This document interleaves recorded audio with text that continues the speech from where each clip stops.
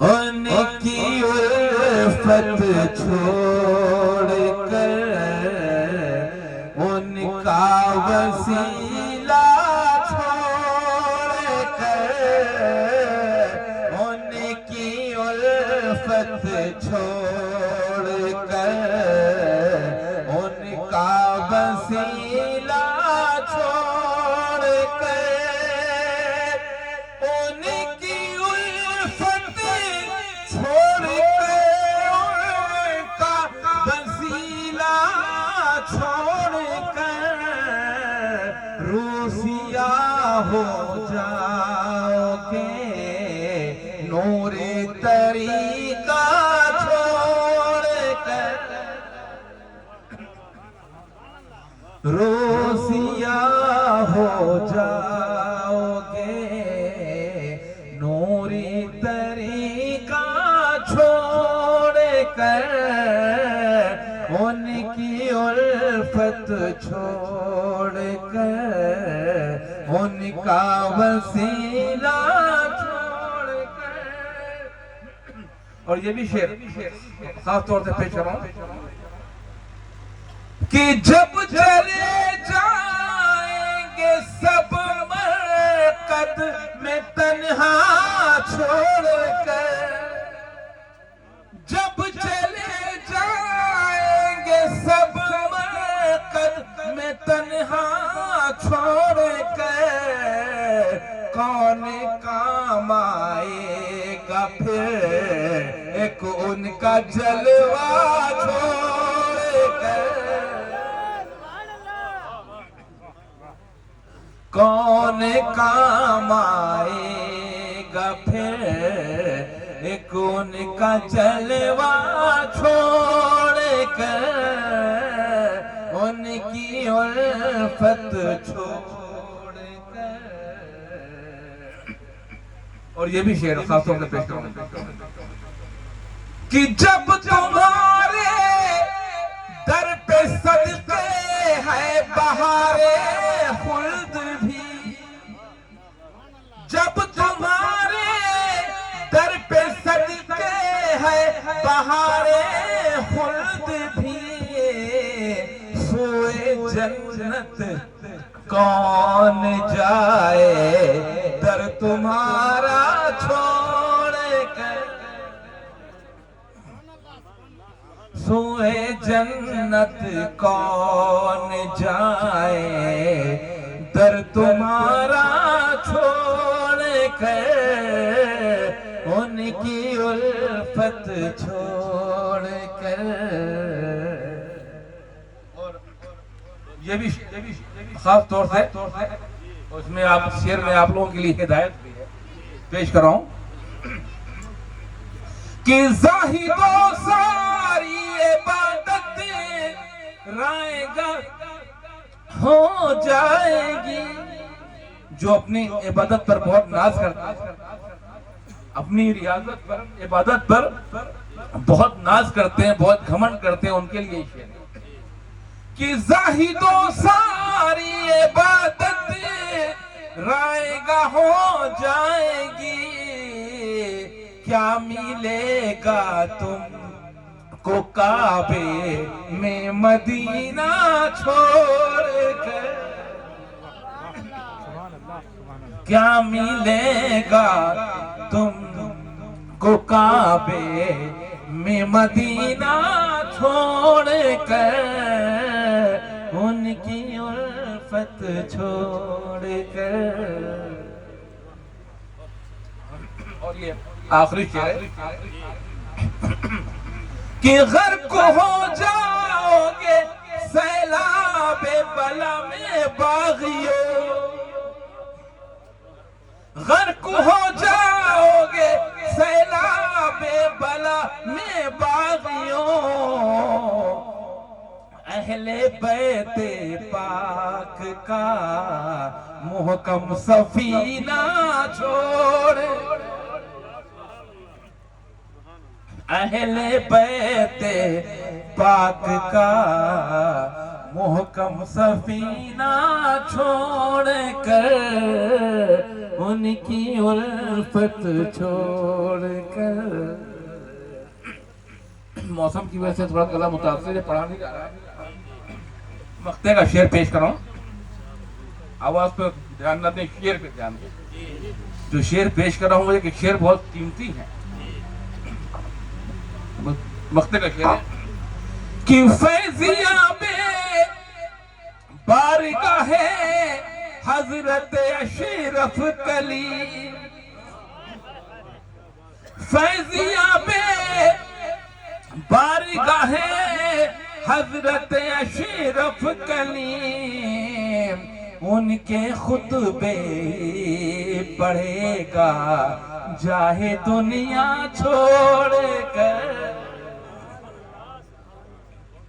ان کے خطبے پڑھے گا جاہے دنیا چھوڑ کر، ان کی الفت چھوڑ کر. ایک مرتبہ اور جھوم جھوم کے درود پاک پڑھ لیں. اللہم صل علی سیدنا مولانا محمد وعلی آل سیدنا مولانا محمد کما تحب وترضى بأن تصلی علیہ. میں نے جس آیت پاک کی تلاوت کرنے کا شرف حاصل کیا ہے، اس آیت پاک میں اللہ تبارک و تعالیٰ ارشاد فرما رہا ہے قل، اے میرے محبوب آپ کہہ دیجئے، اے میرے محبوب آپ کہہ دیجئے. آپ نہیں کہنا چاہتے مگر میرے کہنے سے کہہ دیجئے، میرے کہنے سے کہہ دیجئے. کیا؟ قل لا اسألک، میں تم سے کچھ طلب نہیں کرتا، میں تم سے کچھ سوال نہیں کرتا، میں تم سے کچھ نہیں مانگتا. ارے تم مجھے دے ہی کیا سکتے ہو، تم مجھے دے ہی کیا سکتے ہو، میں تمہیں دیتا ہوں. اس لیے کہ مجھے دینے والا بنا کے بھیجا گیا ہے، دینے والا بنا کے بھیجا گیا ہے. میں نے تمہیں قرآن دیا، بدلے میں کچھ نہیں مانگا. میں نے تمہیں قرآن دیا، بدلے میں کچھ نہیں مانگا. اللہ کی معرفت کرائی، بدلے میں کچھ نہیں مانگا.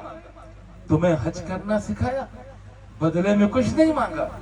تمہیں زکوٰۃ دینا بتایا، بدلے میں کچھ نہیں مانگا. تمہیں والدین کے حقوق بتائے، بدلے میں کچھ نہیں مانگا. اولاد کے حقوق بتائے، بدلے میں کچھ نہیں مانگا. پڑوسیوں کے حقوق بتائے، بدلے میں کچھ نہیں مانگا. بیویوں کے حقوق بتائے، بدلے میں کچھ نہیں مانگا. شوہر کے حقوق بتائے، بدلے میں کچھ نہیں مانگا. ساری نعمتیں ہمیں تم کو دے دی، ساری اللہ کی نعمتیں تمہیں دے دی، بدلے میں کچھ نہیں مانگا، بدلے میں کچھ نہیں مانگا. اگر تم اس سب کے بدلے میں کس کے بدلے میں نماز، روزہ، حج، زکوٰۃ، اللہ کی معرفت کے بدلے میں اگر تم کچھ دینا چاہتے ہو تو بس یہ کرو کہ اہل بیت سے محبت کرو، اہل بیت سے محبت کرو. وہ آج کل یہ دور ایسا چلا ہے کہ اہل بیت کی محبت کو دل سے نکالا جا رہا ہے. جو اہل بیت سے زیادہ محبت کرنے لگتا ہے اس پر رافضی کا فتویٰ لگتا ہے. ایسا مال ہو گیا. مگر اللہ تبارک و تعالیٰ اپنے کلام پاک میں ارشاد فرمایا، حضور سے کہلوا رہا ہے کہ اگر تم کچھ دینا چاہتے ہیں، حضور نہیں مانگ رہے ہیں، اللہ تبارک و تعالیٰ حضور سے کہلوا رہا ہے کہ اے میرے محبوب آپ کہہ دیجئے، اے میرے محبوب آپ کہہ دیجئے میں تم سے کچھ نہیں مانگتا، میں تم سے کچھ سوال نہیں کرتا، ہاں اگر تم کچھ دینا چاہتے ہو، کوئی زبردستی نہیں، کوئی فورس نہیں، تم چاہتے ہو کوئی دینا اس سب کے بدلے میں، تو رسول کی آل سے محبت کرو، رسول کی آل سے محبت کرو۔ تو اب سوچئے، آپ جب دکان پہ جاتے ہیں، کوئی چیز لیتے ہیں، کوئی سامان خریدتے ہیں، کچھ لیتے ہیں، تو کیا ایسے ہی لے کے چلے آتے ہیں؟ غور سے سنیے گا میری بات، کیا ایسے ہی لے کے چلے آتے ہیں؟ اس کی قیمت ادا کرتے ہیں۔ جب تک آپ اس کی قیمت ادا نہیں کریں گے، وہ آپ کو مل نہیں سکتی، اور بنا قیمت ادا کیے اگر لے کے چلے گئے تو چور کہلائیں گے۔ کیا کہلائیں گے؟ چور کہلائیں گے، کہ آپ نے سامان بھی لے لیا اور قیمت بھی نہیں دی اور لے کے بھاگ گئے، تو چور کہلائیں گے۔ تو یہ دنیا کا حال ہے کہ اگر آپ چیز کی قیمت ادا نہ کریں، بنا قیمت دیے اگر آپ اس چیز کو لے لیتے ہیں تو آپ چور کہلاتے ہیں، چور کہلاتے ہیں۔ تو اللہ تبارک و تعالیٰ نے حضور رحمت عالم نور مجسم محمد رسول صلی اللہ علیہ وسلم کی کلمہ دیا کہ تم ہمیں کچھ نہیں دے سکتے، نماز کے بدلے کچھ نہیں دے سکتے، روزے کے بدلے کچھ نہیں دے سکتے، روزے کی قیمت دے سکتے ہو، نماز کی قیمت دے سکتے ہو، حج کی قیمت دے سکتے ہو، زکوٰۃ کی قیمت دے سکتے ہو، اللہ کے معرفت کی قیمت دے سکتے ہو؟ نہیں دے سکتے۔ ہاں اگر تم اس کی قیمت دینا چاہتے ہو تو اس کی قیمت یہی ہے کہ اہل بیت سے محبت کرو، اہل بیت سے محبت کرو۔ تو جب تک تم اہل بیت سے محبت نہیں کرو گے، تمہاری نماز نہیں ہوگی۔ بغیر محبت رسول کے تم نماز پڑھو گے تو چور کہلاؤ گے، چور کہلاؤ گے۔ جیسے بنا قیمت دیے سامان دے دیا، اسی طرح بغیر محبت اہل بیت کے تمہاری نماز نہیں، تمہاری زکوٰۃ نہیں، تمہارا روزہ نہیں، تمہاری حج نہیں، تمہارے حقوق نہیں۔ اس لیے اہل بیت سے محبت پہلے ہے، باقی بات۔ تو نماز بھی پڑھو تو پہلے اہل بیت سے محبت کرو، تب نماز پڑھو۔ بغیر اہل بیت کے محبت کے تم نماز نہیں پڑھ سکتے، روزہ نہیں رکھ سکتے، حج نہیں کر سکتے، زکوٰۃ نہیں دے سکتے۔ لیکن حضور یہ تو اللہ نے فرمایا، یہ اللہ نے فرمایا ہے، اور رسول اللہ صلی اللہ علیہ وسلم آپ کیا فرماتے ہیں؟ حضور رحمت عالم نور مجسم محمد صلی اللہ علیہ وسلم فرماتے ہیں، انی تارک فیکم الثقلین، میں تمہارے درمیان دو بھاری چیزیں چھوڑے جا رہا ہوں۔ کیا؟ دو بھاری چیزیں چھوڑے جا رہا ہوں۔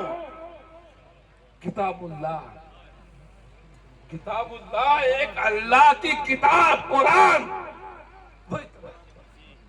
اور ایک دوسری اپنی اہل بیت، دوسری اپنی اہل بیت۔ تو جب تک تم ان دونوں کا دامن مضبوطی سے تھامے رہو گے، لن تضلوا، کبھی گمراہ نہیں ہوگے، کبھی گمراہ نہیں ہوگے۔ تو ایک ہاتھ میں قرآن ہو، دوسرے ہاتھ میں اہل بیت کا دامن ہو۔ ایسا نہیں کہ قرآن کو پکڑ لیا، اہل بیت کو چھوڑ دیا، قرآن کو پکڑ لیا، اہل بیت کو چھوڑ دیا، یا اہل بیت کو پکڑ لیا، قرآن کو چھوڑ دیا۔ نہ یہ صحیح ہے نہ وہ صحیح ہے، دونوں کا دامن ہاتھوں میں ہونا چاہیے، قرآن کا بھی، اہل بیت اطہار کا بھی۔ جب ان دونوں کا دامن تمہارے ہاتھوں میں ہوگا، لن تضلوا، کبھی گمراہ نہیں ہوگے، کبھی گمراہ نہیں ہوگے۔ اور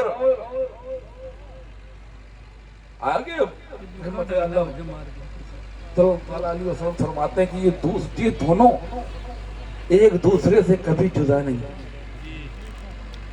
نہ قرآن اہل بیت سے جدا ہوگا، نہ اہل بیت قرآن سے جدا ہوں گے، یہاں تک کہ دونوں مجھے حوض کوثر پہ نہ یہاں تک کہ تو یہ حضور کا علم غیب ہے۔ حضور کربلا کا واقعہ پیش آنے والا تھا، کیا پتا تھا کس کو وہاں کوئی بچے گا کہ نہیں بچے گا؟ جیسا منظر تھا، سارے اہل بیت اطہار کو شہید کر دیا گیا تھا۔ اس ماحول میں کسی کو پتا تھا کہ کوئی بچے گا، مگر حضور کی نگاہ دیکھ رہی تھی، حضور کی نگاہ دیکھ رہی تھی، اسی لیے قرآن کو صحابہ کرام کے ساتھ نہیں چھوڑا کہ میں قرآن اور صحابہ چھوڑ کے جا رہا ہوں۔ قرآن اور صحابہ کو نہیں چھوڑا، اس لیے صحابی کتنے سال رہتے؟ صحابی اسے کہتے ہیں جو ایمان کے ساتھ حضور کی زیارت کرے۔ صحابی وہی ہے جو ایمان کے ساتھ حضور کے چہرے مبارک کا دیدار کرے، وہی صحابی ہے۔ تو صحابی کتنے سال رہتے؟ 50 سال رہتے، 100 سال رہتے، 200 سال رہتے۔ اس کے بعد صحابی پھر قرآن اکیلا رہ جاتا، پھر قرآن اکیلا رہ جاتا۔ تابعین کے ساتھ تابعین کتنے سال رہتے؟ تابعین بھی کتنے سال رہتے؟ تابعین کے ساتھ بھی نہیں چھوڑا۔ اگر چھوڑا ہے تو اپنی اہل بیت اطہار کے ساتھ چھوڑا ہے کہ حضور کی نگاہ دیکھ رہی ہے کہ جب تک قرآن رہے گا تب تک اہل بیت اطہار رہیں گے۔ نعرہ تکبیر، نعرہ رسالت، مخدوم اشرف جہانگیر۔ سب آئیں گے، چلے جائیں گے، نام و نشان مٹ جائے گا، کچھ سالوں تک ان کا چرچا ہوگا، پھر ختم ہو جائے گا، مگر اہل بیت اطہار کا مقام یہ ہے کہ قیامت تک ان کا چرچا رہے گا، قیامت تک ان کا چرچا ختم ہونے والا نہیں ہے، قیامت تک ان کا چرچا ختم ہونے والا نہیں ہے۔ کیوں نہیں ختم ہونے والا ہے؟ کہ ان کے چرچے کو اللہ نے بلند کیا ہے، ان کے چرچے کو اللہ نے بلند کیا ہے، ان کے چرچے کو لوگ ایسا لاتے ہیں۔ فنا نہ ہوتے تو اہل بیت کی پہچان نہ ہوتی، فنا نہ ہوتے تو اہل بیت کی پہچان، ارے اہل بیت کی پہچان کیوں نہ ہوتی؟ اللہ نے قرآن میں صاف ہے، رسول اللہ نے میں آپ کا ایک واقعہ امام اعظم ابو حنیفہ رضی اللہ تعالیٰ عنہ کا واقعہ پیش کرتا ہوں۔ آپ ضعیفی کے عالم میں تھے، بال سفید ہو گئے، تو ایک صاحب نے آپ سے آپ کی عمر پوچھی کہ حضور اپنی عمر بتائیں کہ آپ کی عمر شریف کتنی ہے، عمر شریف کتنی ہے؟ تو آپ نے فرمایا کہ میری عمر صرف 2 سال کی ہے، میری عمر صرف 2 سال ہے۔ تو اس نوجوان نے آپ ایسی بات نہ کریں، آپ تو امام اعظم ابو حنیفہ ہیں، آپ ایسی بات تعجب ہو رہا ہے۔ کہا کہ یقین کرو میری عمر صرف 2 سال ہے، میری عمر صرف 2 سال ہے۔ کہا کہ کیسے حضور؟ آپ کے داڑھی کے بال سفید ہو گئے ہیں، چہرے پہ جھریاں پڑ گئی ہیں، اور آپ اپنی عمر 2 سال بتا رہے ہیں۔ کہا کہ سنو، اہل بیت اطہار میں ایک ایسا نوجوان شخص ہے، وہ ابھی آپ حضرات نے 22 تاریخ کو پورا منایا ہے، حضرت امام جعفر صادق رضی اللہ تعالیٰ عنہ کو، تو آپ نے فرمایا کہ میں نے حضرت امام جعفر صادق رضی اللہ تعالیٰ عنہ کی صحبت میں 2 سال گزارے، ان کی صحبت میں 2 سال گزارے ہیں، بس میں یہی اپنی عمر سمجھتا ہوں، باقی لگتا ہے سب عمر ضائع ہو گئی۔ اتنے بڑے امام، اتنے بڑے اپنے وقت کے امام، جب ہم لوگ فخر سے اپنے آپ کو حنفی کہتے ہیں،